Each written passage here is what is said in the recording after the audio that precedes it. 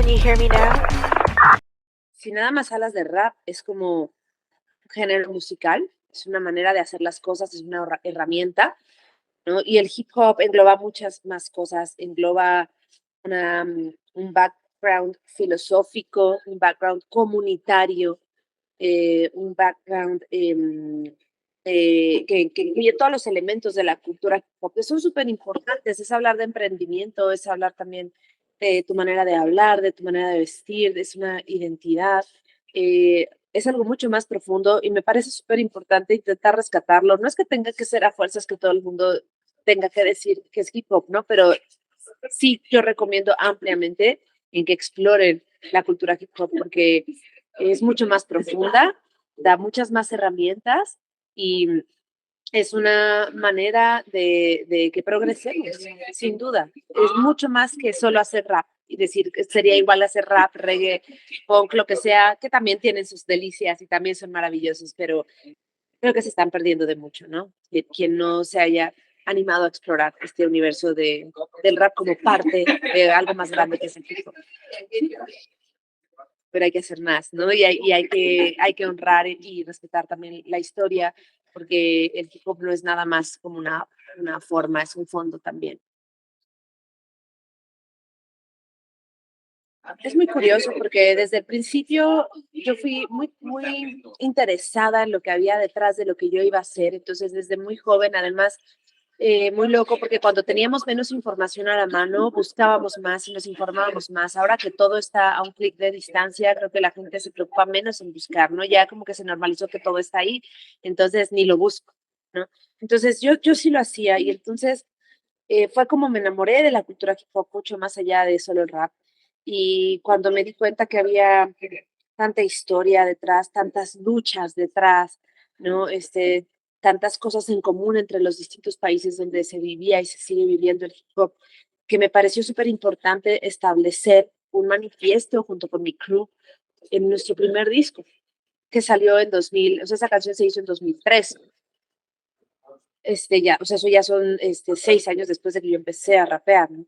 Y en ese manifiesto dejábamos muy claro que para nosotros era una cosa seria tomar un micrófono, que entendíamos las repercusiones que podía haber en el mejor de los sentidos al nosotros abrir la boca y que muchas personas nos escucharan. Entonces, a partir de ahí salió la premisa de que nosotros queríamos hacer hip hop y queríamos hacer rap serio. Y rap serio significa buscar la congruencia de lo que digo con lo que hago y lo que intento, ¿no? Porque también parte de ser humanos, humanes, es contradecirse, tropezarse, cambiar, ¿no?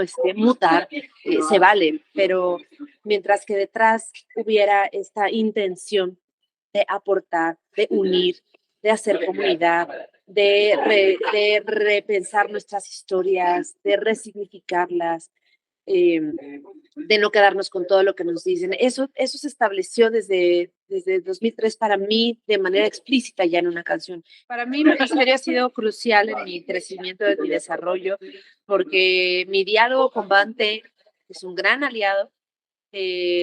Ha ido transformándose muchísimo, ¿no? O sea, nuestras pláticas acerca del machismo y el feminismo, eh, me acuerdo que eran como muy básicas e inocentes hace 20 años, ¿no? Pero cómo se ha ido transformando este diálogo y cómo tengo una prueba en carne y hueso de que se puede caminar juntos, ¿no? Y que también tenga yo un aliado que me permita seguir mi camino de manera individual, ¿no?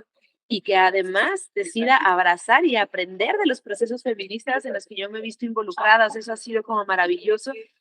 Y, y también hay una manera de vivir el feminismo desde el otro lado, desde ser hombre, ¿no? Como siendo hombre vives el feminismo de tus colegas, de tus familiares, desde que estás dispuesta a cambiar, que estás dispuesta a deconstruir, a platicar.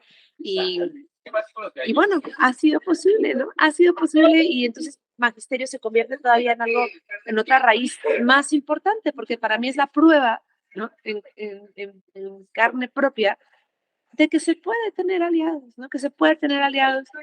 Pero considero que magisterio es un sobreviviente del machismo del rap que se ha transformado y pues eso lo agradezco y ahí estuvimos representando desde el principio también lo difícil que fue para magisterio como una entidad tener una mujer, ¿no? Y ser relegado por tener una mujer, ¿no? Y no ser considerado por tener una mujer.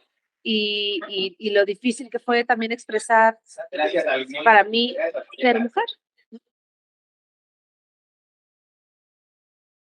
O sea, tenemos que reescribir la historia del hip hop. Yo no puedo creer que a Cindy Campbell no se le haya mencionado sino hasta hace tan pocos años, ¿no? Totalmente invisible. Ella es la responsable de que estemos aquí todas y todos, ¿no? Y no solo ellas, a las Mercedes Ladies y tantas otras mujeres que han marcado hitos. O sea, cuando una mujer en el hip hop ha hecho algo trascendente, ha sido un pilar para que exista la cultura. Qué impresión, o sea, Lauryn Hill con su disco Miss Education, el primer disco de hip hop en ganar tantos premios, una mujer.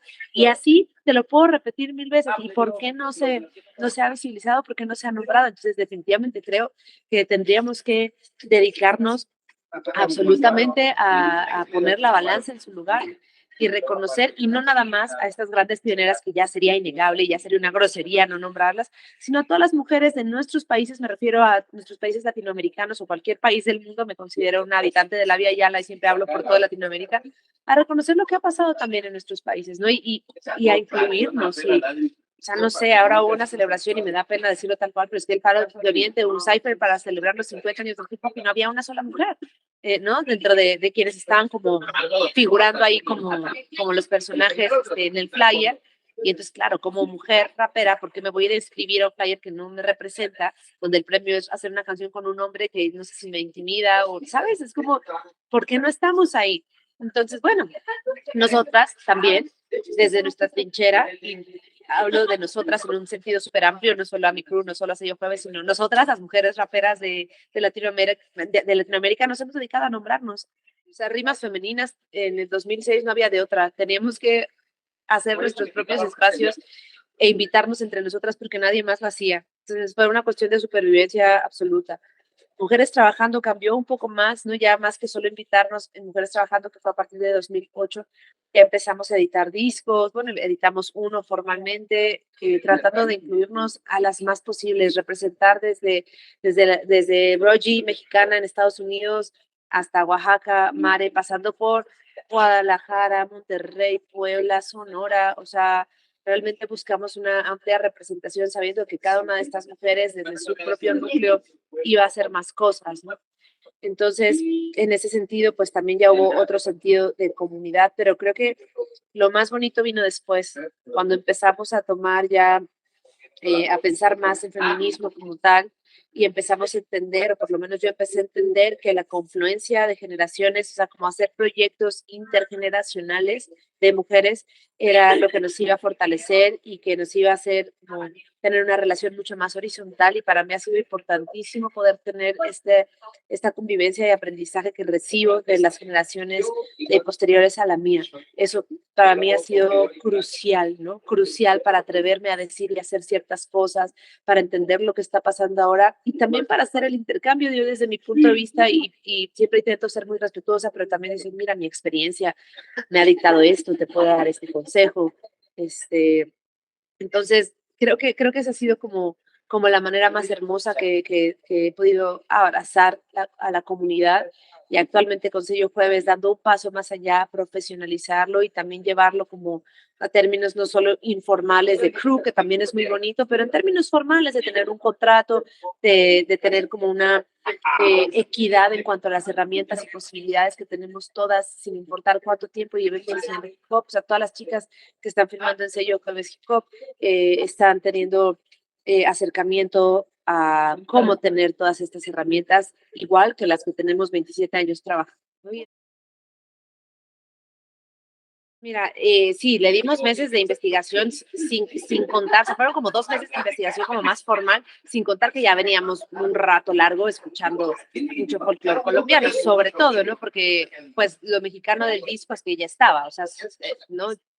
Eran cosas que yo ya tenía, sobre todo es el imaginario, sobre todo son alusiones a literatura mexicana como muy clásica que lees desde secundaria, ¿no? Justo yo quise hacer estas alusiones porque sé que como está en el pensum de la SEP, pues todas y todos que hayamos ido a la secundaria en México vamos a encontrar ahí cosas, ¿no? Entonces, por ahí iba lo mexicano, además de la lucha libre y cosas como muy populares. Pero en cuanto a lo colombiano, pues claro, ahí había que andarse con cuidado, porque creo que hay que ser muy respetuosas y respetuosos de culturas que no nos pertenecen para no usarlas para no apropiarnos de manera desinformada, sino para ofrecer una mezcla donde también hay una persona que es de Colombia, es en el disco también es de Bayan y de Bungalodó. Bayan es un colombiano muy apasionado por el folclore, que él fue el que tocó los instrumentos y también seguimos en las estructuras de las canciones, por ejemplo, las estructuras formales de la cumbia, o sea, ese tipo de detalles, quizá no todo el mundo lo nota, pero sí quisimos ser respetuosos con eso, cómo entra la gaita hembra con la gaita macho, en qué momento, o en qué momento decidimos transgredir, pero con la conciencia de estoy transgrediendo a propósito, ¿no? No es que se me fue y lo hice mal, ¿no? Entonces, sí requirió de un desarrollo largo. El disco ya estaba planteado todo el año pasado, desde que salió ese en vivo, ese concierto, ya estaba planteado todo el disco, pero claro, lo seguimos trabajando, se le grabaron más percusiones, algunas estructuras cambiaron, entraron colaboraciones, por ejemplo, entró Leiden en el termostato, que fue una magia preciosa, una voz folclórica de ella, o sea, que ella conoce el folclore antillano, ¿no? Y mexicano, pero aportando y escuchando también ella la música colombiana que nosotros hemos estado escuchando todo este tiempo. Entonces, sí, el disco se transformó, se empezó a tocar desde este año en realidad, porque empezamos ya a tocarlo, pero no todas las canciones, ¿no? Íbamos tocándolas conforme iban saliendo. Y bueno, ahora en la presentación que vamos a tener, es la primera vez que tocamos el disco de pe a pa, ¿no? Hay algunas canciones que no hemos tocado nunca, entonces también es todo un reto. Hay canciones que son súper, o sea, creo que ya puedo abrazar la voz rapeada y cantada. Entonces hay unas voces que son súper implosivas, ¿no? Es como aventar la voz en el rap, pero hay otras que son mucho más tranquilas, ¿no? Hay voces más suaves, hay voces que abrazan más al reggae. Y justo ahora que estamos ensayando con el Palomar, dividíamos como las voces que habitan el disco en tres. Una es la voz un poco más folclórica, ¿no? Que es una voz que suele ser comunitaria, individual, ¿no? De contestación, que pues en la hora de la grabación grabé yo todo, ¿no? Que son estas voces más desfogadas, estas voces más sueltas, estas voces no académicas, pero que tienen que ser correctamente ejecutadas. Entonces, esa es una voz. Pero por otro lado está la voz del reggae y los coros del reggae y también estos cambios de tonalidades clásicas, ¿no? Del reggae, que eso es algo con lo que yo sí he convivido siempre, pero que no había hecho tanto, y luego la voz del rap, ¿no? Que es la voz contundente, ¿no? Con todo el apoyo, voz de pecho total, ¿no? Son esos tres tipos de voces que habitan el disco y que son también como mis tres, digamos, personalidades que tal vez no había podido poner en un solo disco antes, ¿no? Sí había hecho canciones con un poquito de esas tres, pero nunca un disco que tuviera las tres todo el tiempo, ¿no? Y creo que esa es la principal diferencia. Yo considero Ruta México-Colombia un disco un poco paréntesis también en mi vida, un poco paréntesis que no sé a futuro hacia dónde va a ir mi voz a un futuro largo, pero sí sé, por ejemplo, que ahora tengo muchas ganas de abrazar el rap tradicional y clásico porque lo extraño. Entonces el disco que sigue, que ya se está haciendo, es un disco muy rapero, ¿no? Entonces, como que hacia allá me dirijo, ¿no? También a recuperar un poco esta raíz y esta voz del rap clásico, también para ver si alguien se anima, si las otras morras también se animan un poco a explorar también el hip hop, que está tan padre, ¿no? Que está tan bonito con todo lo que hemos hablado también en esta conversación, Karina. Entonces, ¿hacia dónde vamos? Bueno, vamos, lo que tengo, no sé exactamente estéticamente cómo sea, cuanto a la temática, sé que seguirá siendo una temática social y de exploración y de sanación, ¿no? ¿No? Como digamos, música holística, yo considero que ese es el hip hop, ¿no? Seguro irá para allá, qué temas exactos se presenten, no lo sé. Pero lo que sí sé es que seguirá siendo desde la plataforma social, desde la plataforma del feminismo, desde la plataforma del hip hop. Eso sí lo tengo súper claro y que no tiene un fin pensado por el momento. O sea, pienso seguir haciéndolo y espero poder ser una rapera hasta viejita. Eso sí lo sé, porque creo que tenemos que seguir hablando, ¿no?